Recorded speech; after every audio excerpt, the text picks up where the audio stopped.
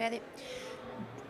Good morning, everybody that is here with us in person, and good morning, good afternoon, good evening, wherever you are in the world that you are watching us through the stream, or perhaps you will see us later in the future. So we are here almost at the end of COP27, and we have today a session where we want to reflect a little bit of what has been happening for the last 2 weeks here at Sharm el-Sheikh, and also trying to look forward about what it is that we need to do to really accomplish all the objectives that we have set for ourselves here at this COP. So we have together for you today a fabulous all-star group of leaders in energy, and also influencers and people with a lot of responsibility in the global decision making that are going to give us their opinion. But before I go to this, I want to first of all thank all the co-organizing associations that have worked with us to organize this session: the Canadian Nuclear Association, the American, the US Nuclear Energy Institute, Nuclear Europe, the United Kingdom Nuclear Industry Association, of course, Japan Atomic Industrial Forum, and of course, World Nuclear Association. And then, of course, thanks also to the International Atomic Energy Agency for their always ongoing collaboration. So let me start with our first interviewer, which is Carlos Leipner, who is the Director for Nuclear Energy Programs at the Clean Air Clean Air Task Force. So, Carlos, you've been here for what, about a week? Yes, yes. Very good. So tell me a little bit, what are your impressions? What do you think that we have accomplished here for the last week? First of all, thank you, Sama, for the invitation, and it's been an incredible experience to be part of COP27, representing Clean Air Task Force.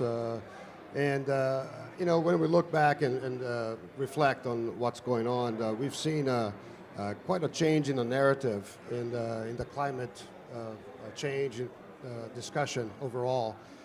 Particularly as the last few decades, we've seen a lot of the focus being on CO2 abatement and the 1.5 degree target emissions. And what we have seen is that this is a complicated matter, right? And as we see this debate be more and more vigorous, I think that we've seen this narrative change slightly over the years, and it's been, I think, even more demonstrated here at COP27. I think we're coming to realize that to fight against climate change, we need to go really beyond the existing solutions. The focus has been even going beyond CO2. Starting with COP26, we've seen broaden into fight against the methane emissions as well, with a methane pledge last year. So there's further realization that we need to do a lot of things. One is we realize now we can't electrify everything. That's one of the key takeaways that we have had in the last couple of decades. The other one is as valuable as renewables are, we realize that the demand for renewables is so large that it's very challenging to really achieve all the growth in energy that we expect to have with renewables alone. So that's one key takeaway. Another one is the world needs more energy. That's the bottom line. I think all the forecasts that we've seen at 2050 by mid-century calls for a tremendous amount of energy, but when we look at the globally, it still maintains a lot of the developed world at energy consumption per capita very low. So I think it's a challenge for all of us to think through, yes, the energy growth needs to happen, but the developed countries need to grow even faster, right? So that's put a lot of pressure on that. From a nuclear perspective, is interesting. I think comparing previous COPs to what's happening now with COP27, we see nuclear energy be more on the forefront and more center stage, perhaps. I think there's more to be done there, but I think we see many side events, panels, representations here at COP27 focus on nuclear energy and nuclear technology, which I think is representative of the need and attention and interest that the world has related to nuclear energy. So that's very, very fascinating to see. And I think part of that, there are many factors, I think, but it's covered by the current geopolitical situation that we find ourselves. So I think we see what's happening in Europe in nuclear. There's such a renewed interest. So we see this as a very positive movement. Excellent. So you have a very broad agenda at the Clean Air Task Force. So I'm assuming that when you get home, you have much work to do. Tell us a little bit what are your priorities as you get back home to move forward the agenda. Terrific. So Clean Air Task Force is a global environmental NGO. And as you mentioned, is focused on a variety of different areas. Nuclear is one pillar, but we also focus on carbon capture, on zero carbon fuels, on methane management, on transportation, on super hot rock geothermal, which is so important too as another firm, clean source of energy.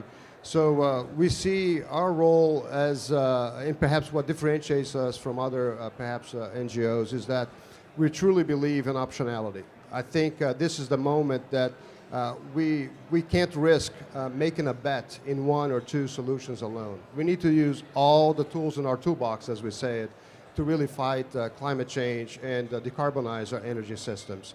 And this is so true for nuclear. Nuclear is such a versatile technology that up to now we've been focusing just on the electric sector, but we now know that, and for us in the nuclear industry have known this for a long time, that nuclear can also be applied to decarbonize other energy segments that are so hard to electrify, such as the transportation segment and the marine shipping and industrial processes. So we see nuclear hydrogen and ammonia and many other synthetic fuels as being a true opportunity for nuclear to expand even beyond. Excellent, excellent. Thank you very much, Carlos, for coming to see us and give us your impressions of COP27. Best of luck on all this very hard work that you have for the next few months, years, and we'll see. I mean, we continue to work together. Thank you very much. Thank you very much, Sam, and congratulations to the WWA as well. Thank you. Thank you so much. So, thank you, Carlos, from the Clean Air Task Force. Our next guest is Tony Roberts, who is the head of group procurement for Urenco. And by the way, I also want to thank Urenco for the very, very supportive sponsorship of all our activities here. So Tony is responsible for ensuring the supply chain, that the supply chain meets all the demands of Urenco's global operations. So Tony, you have been with Urenco for 7 years. Yes, correct. And you have previously worked in construction materials, mining, and automotive sectors. So I believe this is your first time at COP. It is. What are your impressions? What have you seen? My initial impression is that I've been really motivated, actually, inspired by the youth of the conference. And the passion and the commitment of the youth, and that gives me great personal optimism. Professionally, it's great to see nuclear becoming an increasing part of the conversation about renewables and a cleaner energy mix, and that's been really, really positive. I'm also very kind of inspired by our mission to deliver a net zero service to our customers and to the wider industry, and that's been my initial kind of impressions of the conference. Cool, very good. So I'm glad that you are energized and optimistic. Raring to go. Yeah. So, of course, we know that nuclear energy is a source of low carbon energy. But of course, you are working on the supply chain. Why do you think it's very important to ensure that the entire supply chain is sustainable and clean?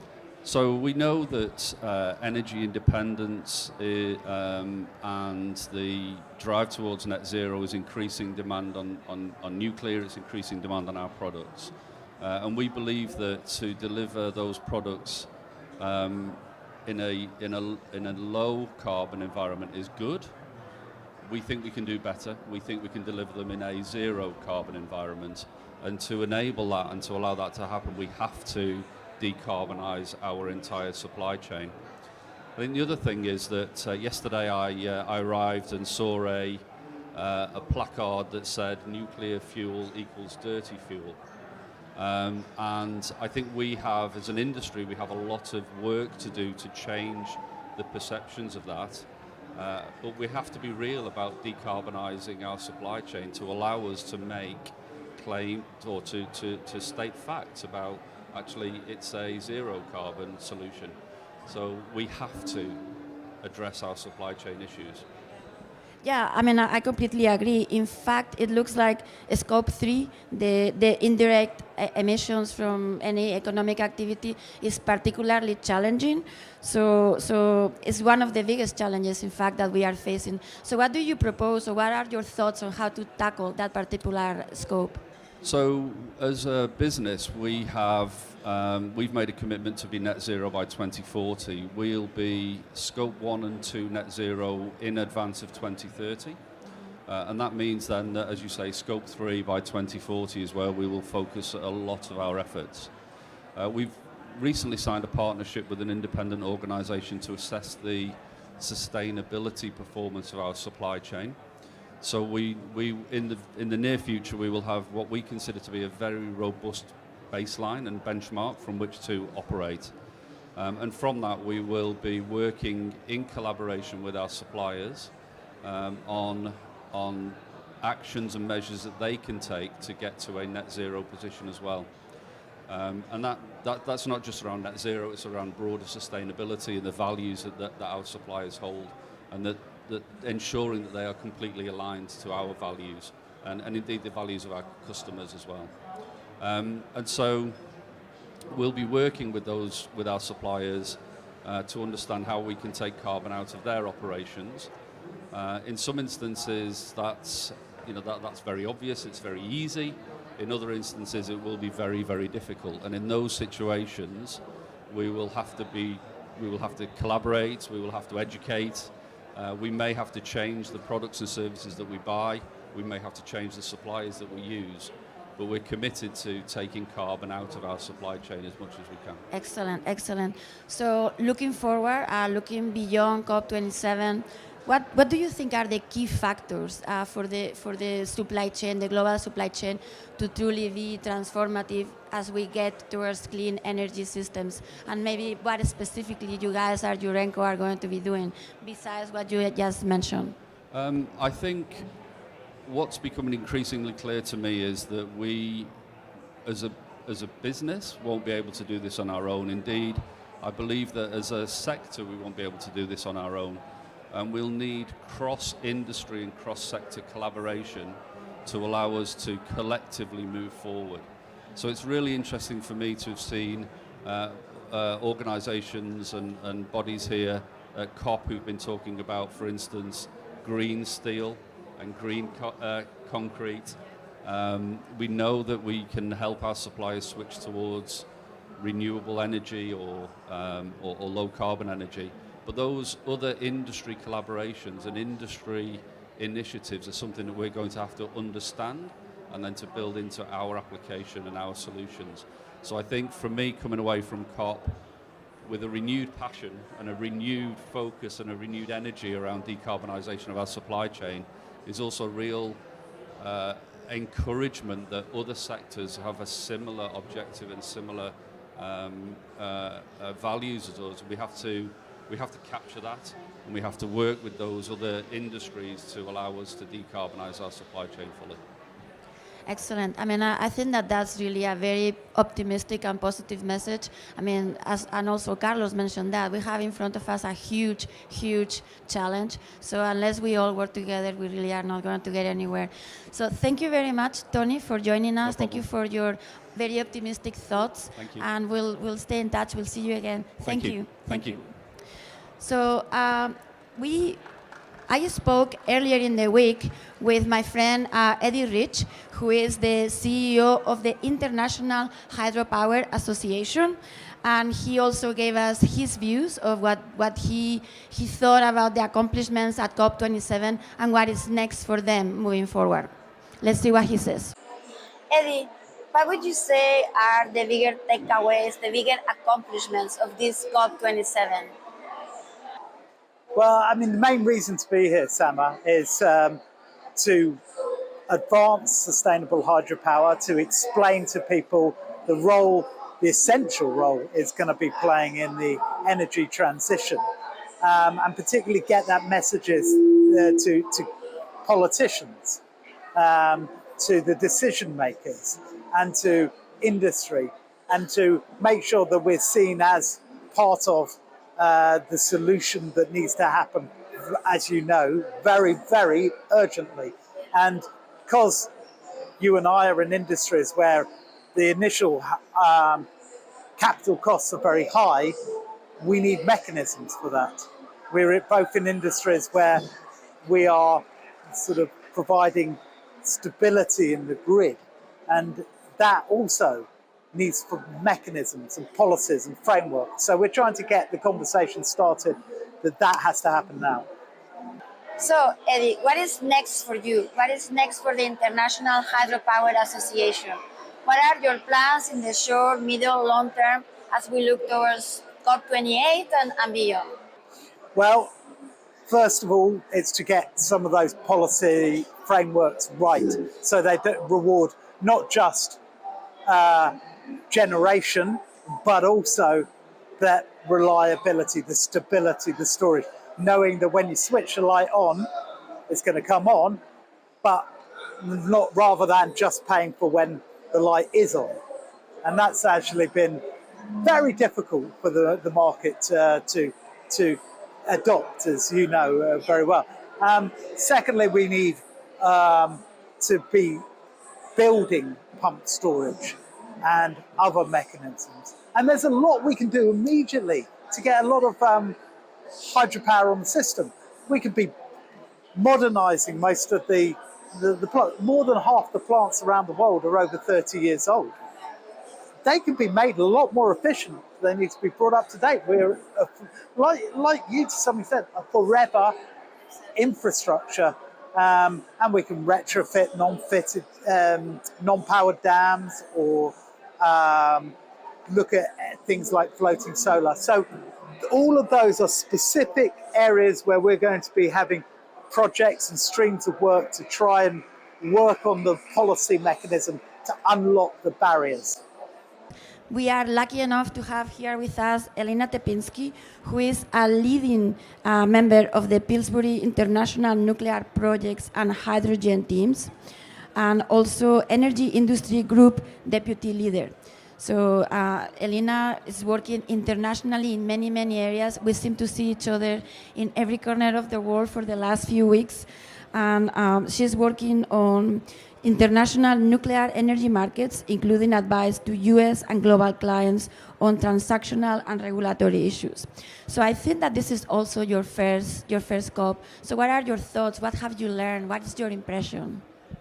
It is my first COP, and I'm very, very excited to be here. I've been following the last couple of COPs, and of course I've been following the role of nuclear energy in these events and how it's being portrayed.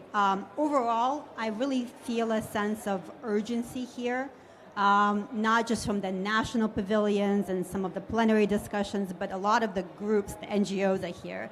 You can tell people are really losing their patience with some of these governments, right? No more empty promises. We need to get things done. We really need deep decarbonization, and we need it today, not tomorrow. And unfortunately, I think nuclear is still not fully part of this discussion. Although I see much more mention of nuclear than I would expect. The fact that we're sitting here in this Atoms for Climate Pavilion, Carlos spoke earlier, CATF has its pavilion that's had lots of nuclear events. You've had nuclear events at other pavilions as well. But still, there is a lot of focus on renewables, which is great. But nuclear, I think, still has a ways to go. And I'm already starting to think to the UAE next year, what can we do to make sure that nuclear is not just included in the nuclear sort of friendly pavilions, but it's included overall as part of the discussion. Yeah. No, that is absolutely essential. I couldn't agree with you more. Tell me a little bit specifically about financing. Obviously, affordable financing is essential for nuclear projects, and this is an area in which you are working very intensely. So what have you seen in that area?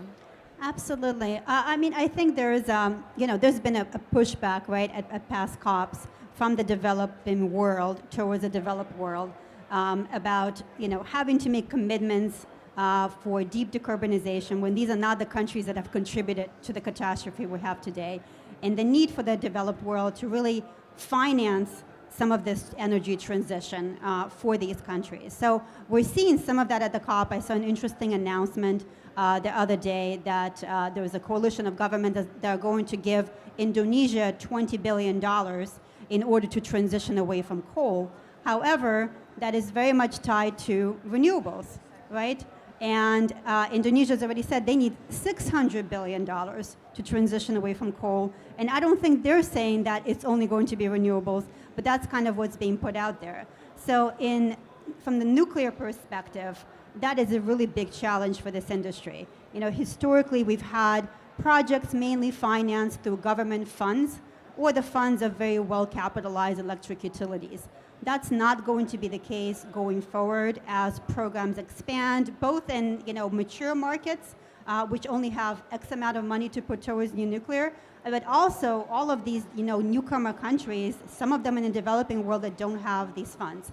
And we're here in this section C, where there's lots of different international financing institutions. The Green Fund is right over there, but nuclear isn't really being financed by these institutions. So I think we really need to push towards a significant and transformative solution to financing new nuclear towards climate change mitigation goals. And I'm working on an initiative called the International Bank for Nuclear Infrastructure that would finance not just nuclear projects themselves, but all of the surrounding infrastructure, supply chain, for example, back end, infrastructure for developing countries to be able to bring nuclear on board. So these are the types of transformative solutions I think we need to see more of, and I hope that we'll do that at the next COP. No, I couldn't agree with you more. It's very important that we bring the focus that what we are really trying to achieve, which is decarbonize. We shouldn't really tie that to this, that, or the other technology. So this is very, very important. Okay, so lots of work. So tell me a little bit, what are your immediate actions? What are the areas of focus for you as you leave COP and COP27 and get ready for future COPs and future activities? So I tend to work both on the policy side and the commercial side. So from the policy side, I think the work continues to make sure that nuclear is included in all of the different incentives that are being set out by governments towards deep decarbonization. So, in the United States, we already have the Inflation Reduction Act that's done great things.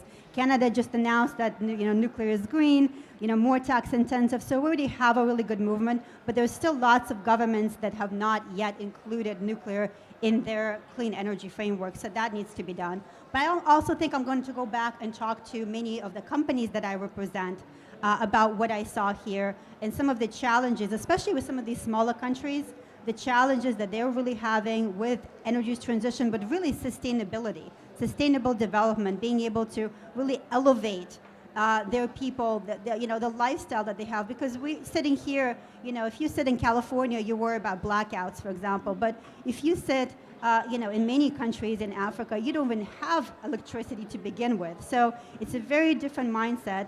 And I think we need to think from also a commercial point of view, what can some of these companies do to partner with governments, public-private partnerships to engage in these countries and bring forward clean energy solutions, including nuclear. Excellent. I like your plan. So let's talk to policymakers, decision makers, people in companies to really encourage them to put in place bold and pragmatic policies and actions to move forward. Thank you so much, Elena. Thank you so much. Thank you, Sama. And now we are going to have Alan Woods, who is coming from Rolls-Royce SMRs. So thank you, Alan, for joining us. I think, is this your second COP? Were you last year at COP26 in Glasgow? It is my second COP, Summer, so it's great to be here, and thanks very much for inviting me today. Thank you so much for joining us. So tell me a little bit. So this is your second COP. Have you seen an evolution? Have you seen more interest in nuclear and perhaps in what you are proposing with SMRs? What have you seen? Yeah, I think if I reflect back on pre-even COP26, the nuclear industry was talking very much in an echo chamber. It spoke a lot to itself.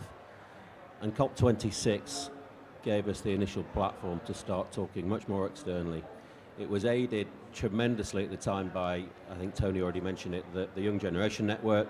They put on some fantastic events in Glasgow, which actually put nuclear into the limelight and brought that recognition that young people don't have the same views as some of the older generations. That really brought nuclear to the forefront. And since then, I think the industry has grown in the recognition of its contribution, the contribution it can make to net zero. This isn't just about decarbonising power. You know, I was on a panel yesterday and spoke about, you go back 30 years, 95% of our total energy was fossil fuels. Today it's still 85%, so we've got an awful long way to go in decarbonising not just power but heat and transport networks. And nuclear is now seen as a solution that can play a firm role in that, alongside renewables. But you know, we need to remember that nuclear is still the only 24/7 form of clean power generation. I think the key thing for me is COP is an event, it's public facing, but it's what goes on between COPs, which is really important. We have to still address some of the challenges. Elena said, you know, COP27 is great, nuclear is much more visible, but there's more we can do. We have to listen to the general public, we have to be more open and transparent.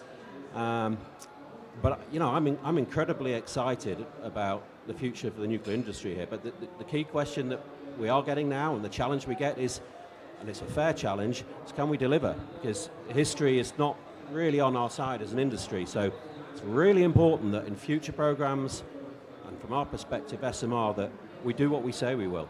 We don't overcommit and underdeliver, because that's the kind of narrative that still sits with the nuclear industry, and we have to reverse that by delivering to our promises. Very important. I agree that we really need to start showing success stories, not just telling about success stories. So that is very important. Let me ask you something that also Elena mentioned. There is here many low and middle income countries that are seriously looking at nuclear energy as a possibility to not only energize, but also achieve sustainable development and raise the standard of living for everybody in those countries. So have you had a lot of conversations with some of those countries, and what have you learned? What were those conversations?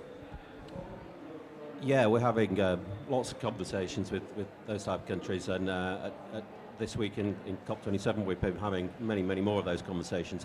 I think the key thing from an SMR perspective, SMRs have an advantage in the fact that yes, they are lower capital costs. They are smaller in size, both footprint size and of course power output, and that makes them more suitable for many smaller nations, newcomer nations. They're easier to finance, they're more appropriate for some of the grid networks. But equally, there's that recognition now as well that this isn't just about power. So historically, countries with smaller grids have looked at nuclear and it's possibly too big a chunk to bite off compared to the total capacity demand they have. But now, with the recognition that we've got to look at this as total energy, and nuclear power can provide that electrical vector to produce hydrogen, synthetic fuels, other products for agriculture, etc., I think they're starting to look more strongly. And SMRs is arguably a perfect solution for some of those markets. So with all these optimistic feelings and all these potential options moving forward, so what is your homework? What do you and Rolls-Royce are planning to do in the next year and future years to actually help us to deliver these success stories that we were talking about? Yeah, that's a great question, Summer, and I'll go back to what I said earlier. You know, what is important now is that we start to get our customer orders. The most critical thing on that is we deliver to it. And from our perspective, that means that we are starting to construct the factories that will make our modules and start to deliver the product to our customers. But the most important thing for the nuclear industry is we have some success stories.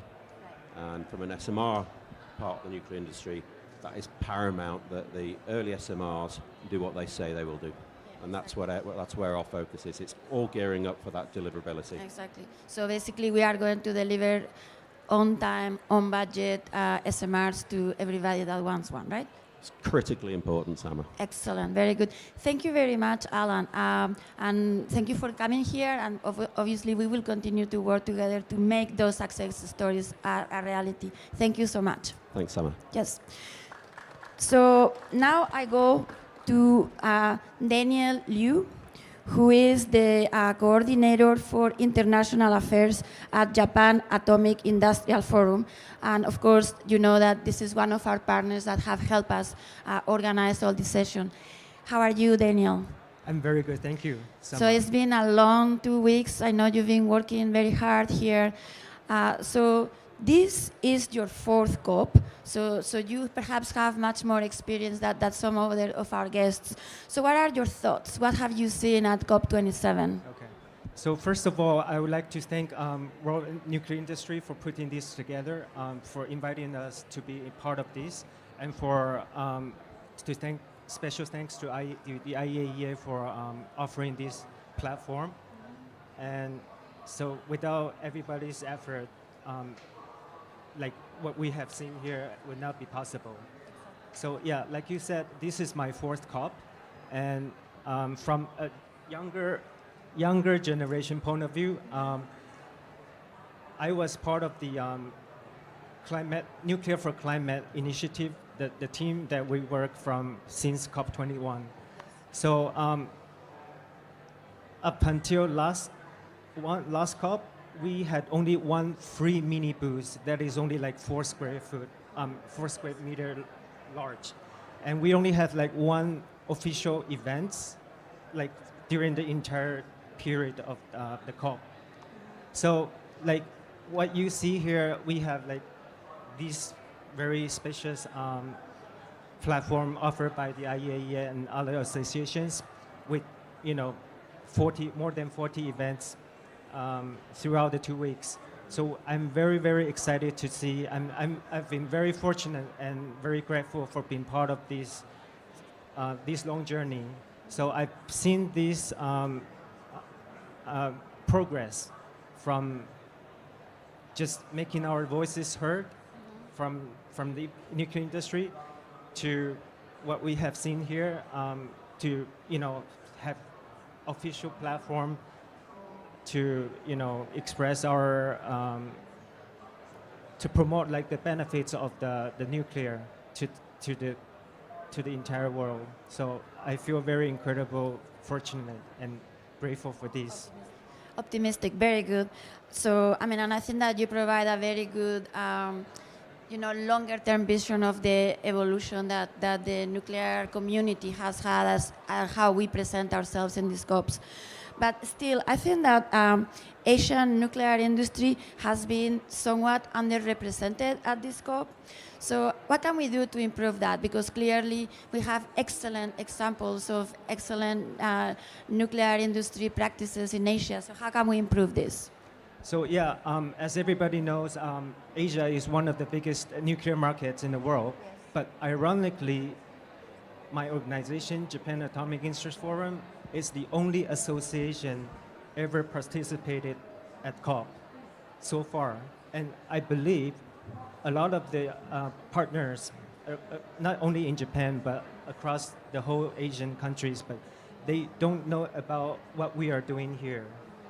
Like they don't even know we are here yet. So that's very unfortunate. And so that's one of the things that from the leader, well, one of the leaders in the entire Asia countries, I think that our Japan or our organization has the mission to go back and to spread the news, or I mean, to just let people know that we are here and we should be part of it.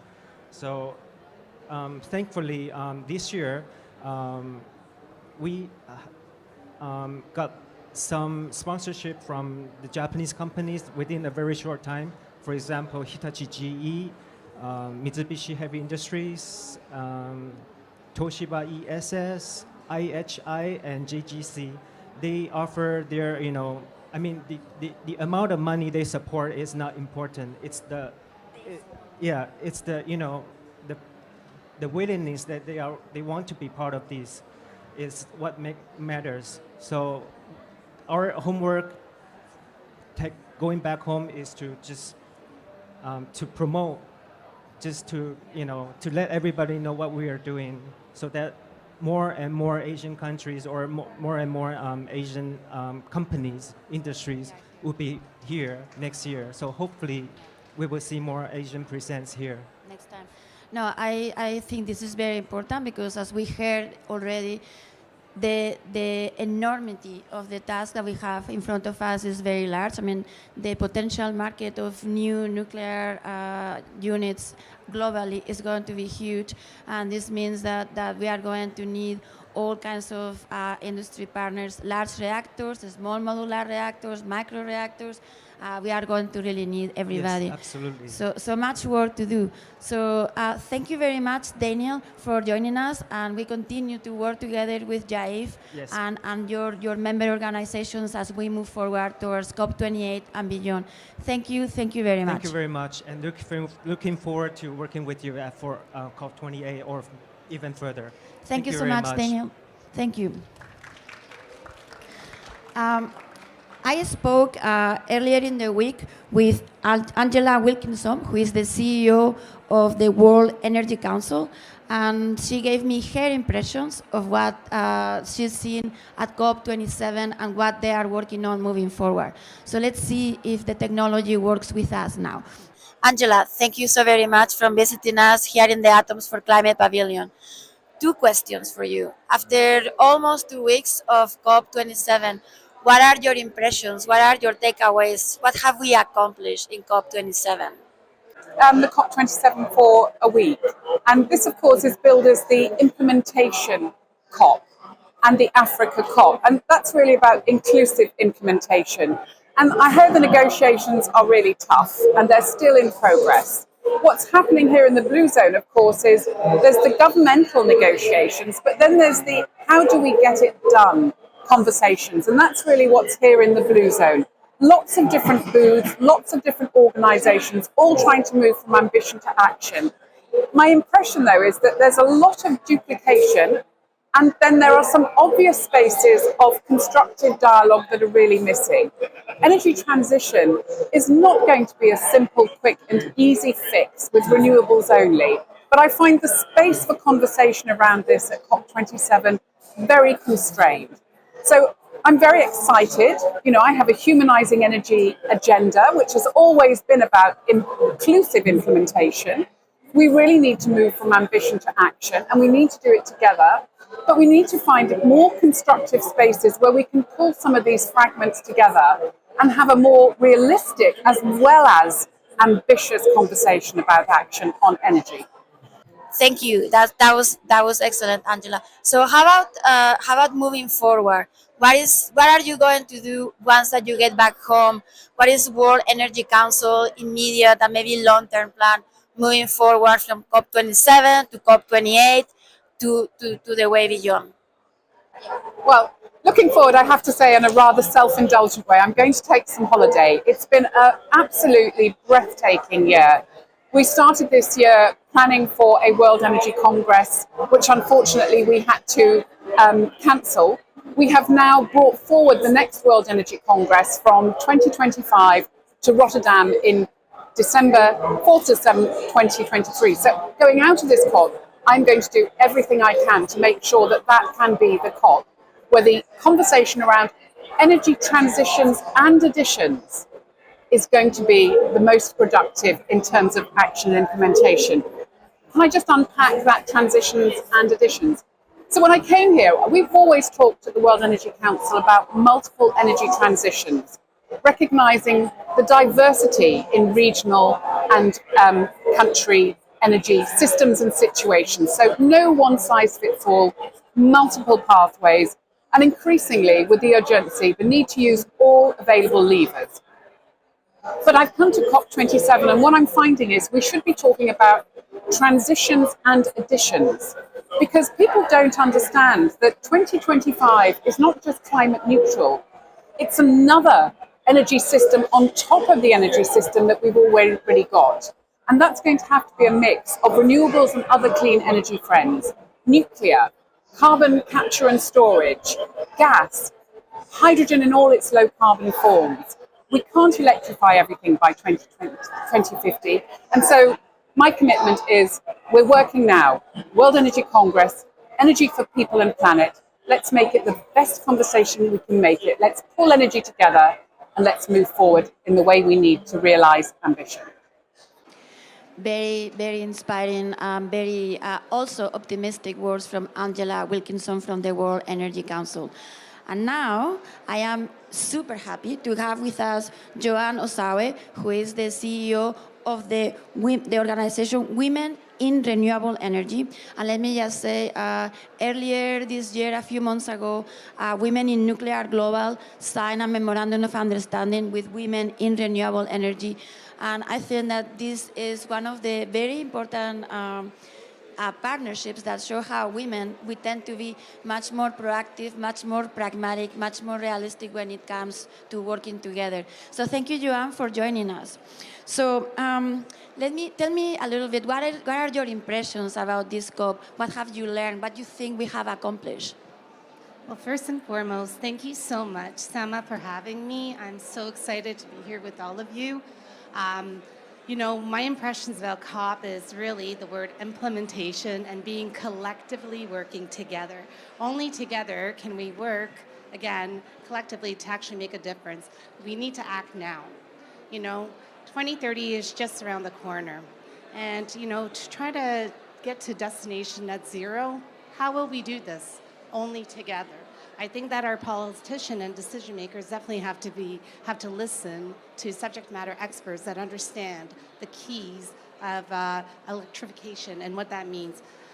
I live in Toronto, and Alina, you know, talked about today about the Canadian government announcing nuclear as clean energy. I'm so proud of that announcement, which was made on November 4th, 2022 this year. You know, and one of the things that living in Toronto and being in the province of Ontario, there's 14 million people. And if anything happens to our nuclear power plant, we will not have any electricity. I think that raising awareness in regards to the importance of nuclear energy and educating the public as well to understand that we need nuclear energy and all different types of energy. You know, in Canada, we also have the small modular reactors. So the province of New Brunswick is working with Multex Energy as well as Arc Clean Energy. They already have a pilot project with NB Power. So we're so proud to see that advancement. Our federal government has provided $970 million towards SMRs and is continuing to make that strengthen. I think that that marriage between, you know, the marriage between SMRs and renewables is exactly what is fundamental in order to make sure that we don't have brownouts, blackouts. You know, I think that because of North America, we have such an abundance of power and energy. And for instance, in Canada, we sell our power back to the States and then purchase it back for triple the price. So what can we do? A lot of things. So I think that, you know, you mentioned as well in your opening remarks that, you know, Wire and Win have signed a MOU. That is of utmost significance because that's a perfect marriage. And that marriage needs to be sustainable on so many different diverse ways. So, you know, I'm thrilled and honored and grateful for Women in Nuclear Global to have really made sure that we grow together, again, collectively. Excellent. No, I am very excited about that. So going home, you have lots of work to do because, as we said, the challenge is enormous for nuclear, but also for renewables. So what are your immediate plans? What are the things that you are going to start working as soon as you get back home? Great question. So Wire has chapters not only in Canada but internationally. So one of the implementations that we're actually going to be doing and acting very quickly is with Wire UAE, which Donna is actually moving forward on the COP27 manifesto, which will be actually announced in December in Dubai. So I'm very excited about that. key activity, because I think that, again, we need to understand what is happening. Today, the Canadian government will be actually debriefing us about the forum, the COP27, what needs to happen next. And really, we need to strategize, making sure that we're moving forward in the right way, making sure that the public and everyone understands that we need each other to make sure that we don't have, that we're, again, making sure that we are able to split the switch on, that we're able to cook, that we're able to to have TVs and so forth. So I think that, the strategy and moving forward is really looking into how we can get to destination net zero. Excellent. No, I mean, I think that this is an ongoing theme in this session. You have heard how everybody is emphasizing the importance of working together, because again, without each other, we are not really going to accomplish this. So thank you very much, Joan. Certainly, we will continue working together. I mean, we will make the most of this new partnership, and we will really make it successful. Thank you for being here, Joan. Thank you so much, and fantastic work. Thank you. Thank you. So now we are super lucky to have with us Tyson Culver, who is the director of the movie Juice that we actually saw earlier in the week here in this stage. So it is a true pleasure to have you here, Tyson. So tell me a little bit, is this the first time that you are at a COP? Yes, this is my first COP, and yeah, I'd like to echo some of the things the other folks said. I was inspired by the success stories, but also by the youth. I mean, I think the way we really look at nuclear today has shifted quite a bit just in the last 5 years, right? And I think the youth have a lot to do with that. And I think the more we can reach out and tell stories that are compelling to them and compelling to the general public to really, champion what's so great about cheap, abundant, reliable energy and nuclear being a part of that, I think it's really cool. So obviously, you have a unique point of view. I mean, you're a filmmaker, and you have the opportunity to engage with audiences in a different way. So tell me a little bit more. What is your strategy? What is the strategy that we need to continue doing in nuclear to better engage with all these audiences? So when we did the film earlier today, we did a Q&A afterwards, and Robert Bryce, who's my partner on the film. Robert's written 6 books on energy. I produce his podcast, the Power Hungry podcast.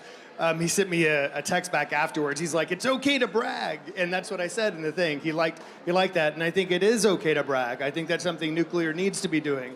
You need to be talking it up because your competitors do it, and we're all well aware of that. And I don't think this is anything about like, no, we're the best. No, we're the best. I think I'm very much an all of the above solutions-oriented person, but my gosh, there are just so many benefits to nuclear, and I think that really sharing them in snackable content ways that folks not just in this room or at this conference can understand, but in ways that just ordinary Joes like I am before I started doing this, when it comes to energy, I think bragging is one thing to do. Just humble bragging would work great. I also think shining a light on what I discovered during the making of Juice. I went into Juice very much 100% renewable advocate. I was 3 months from the film being finished, 45 minutes into the cut, before I said nuclear. One, because I knew most audiences wouldn't want to hear nuclear that soon, because I didn't want to hear it. I didn't want to say it that soon.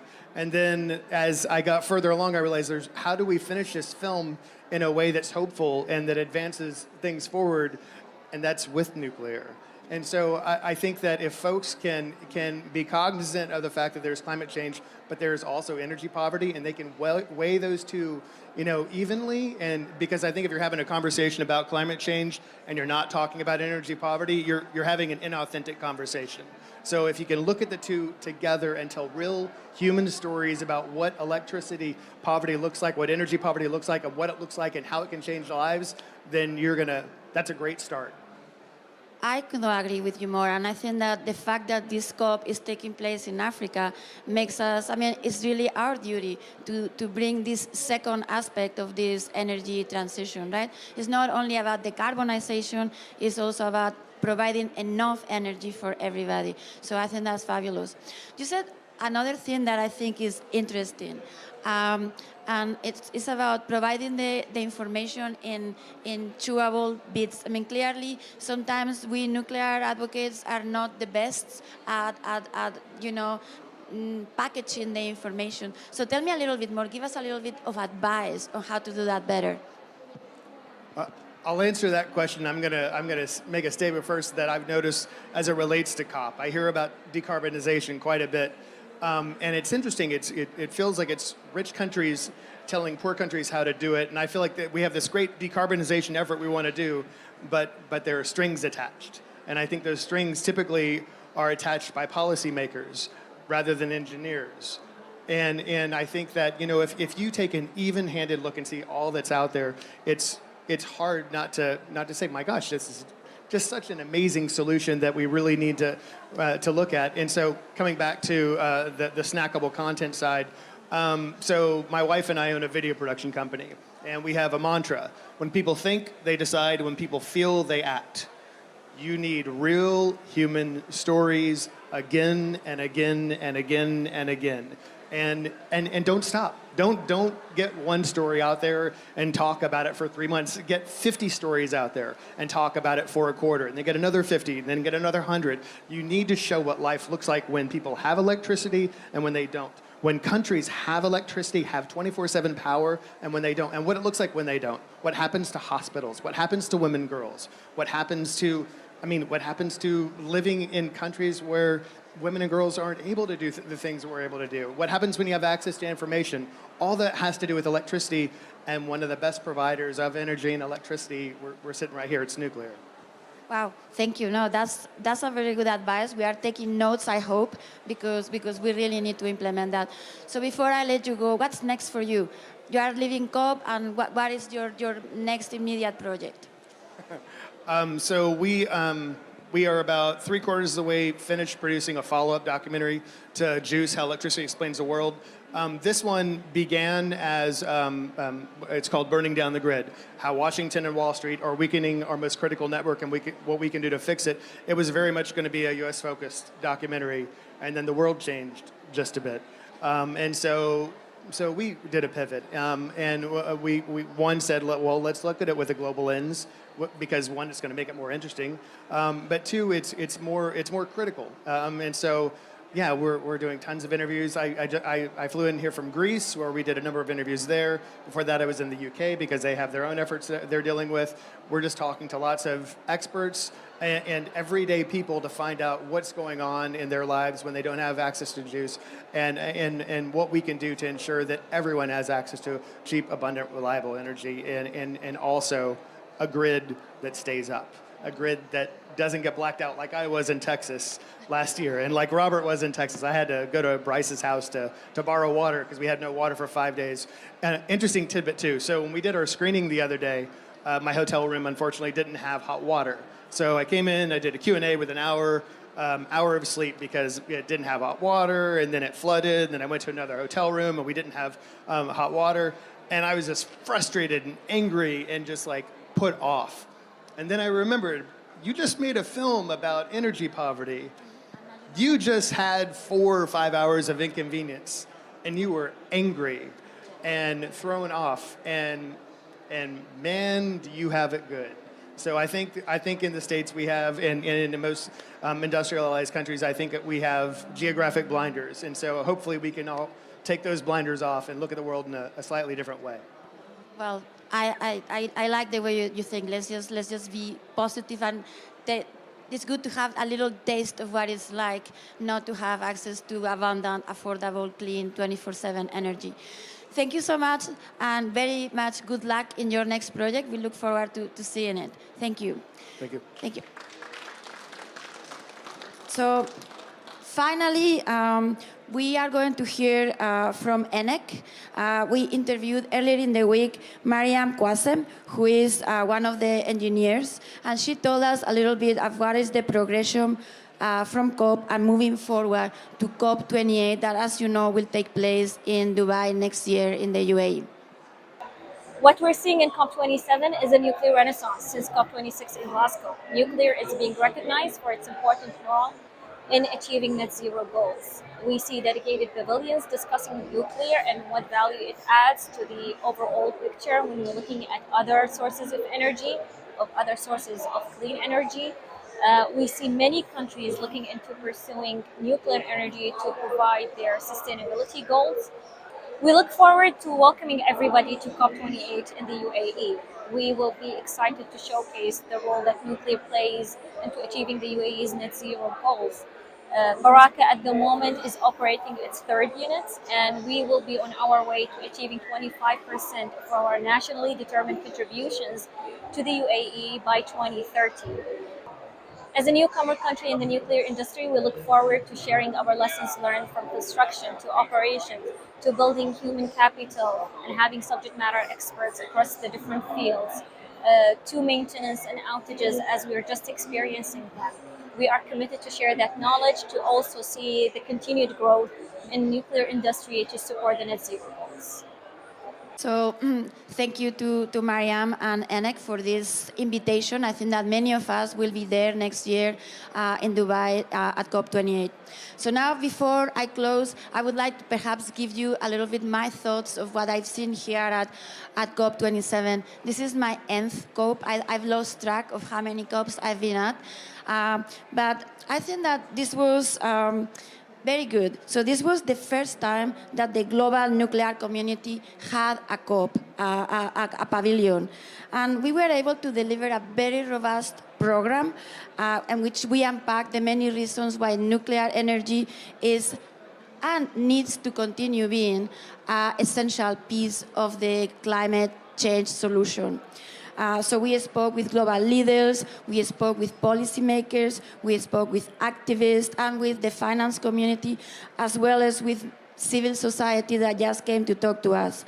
So this was very successful, but despite of that, and as we have heard from our interviewees today, we still can do much more to make sure that nuclear energy is part of the mainstream conversation, not just speaking to ourselves on the side. Another thing that I've noticed, though, is even though this is an implementation COP, or is supposed to be an implementation COP, we still have seen much more talk than action. We know that many countries still only have climate policies. This means they have a long list of goals and wishes and desires, but not pragmatic, implementable action plans to go from where we are right now to where we need to be. So we really need to move from climate policies to energy policies. So that is very important. On our side, we at World Nuclear Association, we plan to continue working together with our members, with the global nuclear industry, to put in place the frameworks that are needed to make the most of the existing nuclear fleet, but also to accelerate the deployment of new nuclear globally. And this includes, of course, to work together with governments, regulators, the standard setting organization, try to accelerate and streamline the way we regulate and license nuclear power at a global level. This also means working together to develop and secure a global supply chain that is going to be truly global and truly scalable and able to help us deliver at speed and scale as we need. This also includes, as we've heard today, working together with the finance community, because it is essential that nuclear power is recognized as an investable, sustainable asset, and the global finance community should work together with the nuclear industry to provide affordable finance for nuclear projects. And obviously, this also includes working together with policymakers to help them put in place bold, actionable, pragmatic, technology-neutral policies that are going to recognize the essential role of nuclear energy, and they are going to incentivize long-term planning. So, very importantly, as I said earlier, we are going to work to ensure that in COP28, nuclear energy is going to be sitting truly at the table in the same conversations as all the other clean energy sources, not just talking a little bit to ourselves. So let me just give you my last thought, which I hope is an optimistic thought. I truly, truly think that nuclear energy offers a golden opportunity to decarbonize the entire economy, not just energy, and do it in a way that is cost-effective and, very importantly, equitable. So this means that with nuclear energy, we are going to be able to provide abundant, affordable, clean, 24/7 energy to everybody, everywhere. So they can have the same standard of living and quality of life that many of us already enjoy in many countries. So with that thought, I just want to say goodbye to you from here, from COP27, and encourage you to continue working together to achieve these goals and truly decarbonize and energize everywhere and everybody in the world. Thank you very much.